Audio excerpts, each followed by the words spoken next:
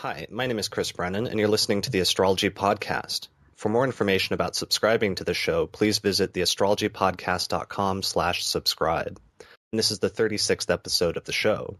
In this episode, I'm going to be talking with Benjamin Dykes about his new series of books on mundane astrology titled Astrology of the World, Volumes 1 and 2, as well as some other things related to translations that he's been making from ancient astrological texts over the past year or so. For more information about Ben's work, please visit bendykes.com. Ben, welcome back to the show. Thanks, Chris, for having me again. All right, so these books actually came out. The first one came out in 2013, Volume 1, and then Volume 2 was released sometime last year, right? Right. Okay, but you've been working on these. These are not tiny little pamphlets. These are like pretty thick works. How long did it take you to complete these two books? I started several years ago. Part of the issue was that I started translating a lot of material directly from Arabic, and there was also a steep learning curve when it came to some of the historical mundane material, because I had to learn a lot of things about how they did mundane that I had never known before. I had to learn some things in Ptolemaic astronomy, and that took a long time. So it's taken several years, and these books I think were more complicated for me than some previous ones. Okay, and you primarily translated, so these books, basically these two volumes, are a compilation of different texts on mundane astrology, and you primarily translated them from Latin, but also some Arabic, and also referred to some Greek authors, right? Yes. Okay. So why don't we start, maybe we should start from the very beginning by defining our topic, and let's give a definition of what exactly is mundane astrology and how do you define it?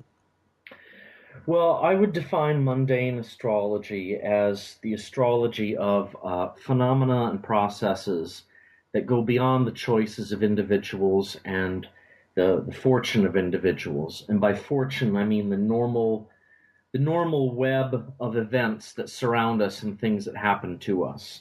So it's really about interpreting the results of mass behavior and systemic changes in the world. Okay, so basically it's contrasted with something like natal astrology, which refers to individual lives and uses a singular birth chart for the birth of a person, and instead it's focused on larger groups, or not the individual, but instead the collective, like groups of people such as cities and nations. Yeah, cities, nations, dynasties, and also behavior of markets and weather and things like that.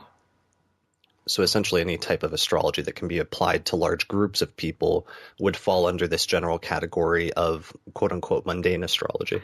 Yeah, large groups, and I'd say also the key here too is that it's summing up huge classes of causal events in the world. Like, for example, with the stock market, when you're looking at commodities, it's not just that it applies to groups of people or is on a large scale, but that when you're looking at commodities, many, many different types of causes and events go into making the price rise and fall. So there's like some systemic causal things that are going on that are trying to be analyzed in mundane as well. Okay. And so in terms of the terminology, it's usually, I think, in most like contemporary forms of astrology or most like academic texts, they refer to it as mundane astrology, or I know in Greek text it was referred to as general astrology or universal astrology. Mm-hmm. You refer to it, you use basically the sort of translation of that, which is you refer to it as the astrology of the world, right? Yeah, the word mundanus in Latin means pertaining to the world, and so I decided to call it Astrology of the World, this series. But it's mundane astrology of the world. Okay, that makes sense. All right. So what are some of the main sources for mundane astrology, or what are the sources that you drew on to compose this compilation of texts? Well, for the first two volumes, I've divided them up really based on the sources and what the material is applied to, as best I could. I see there being two main streams of influence.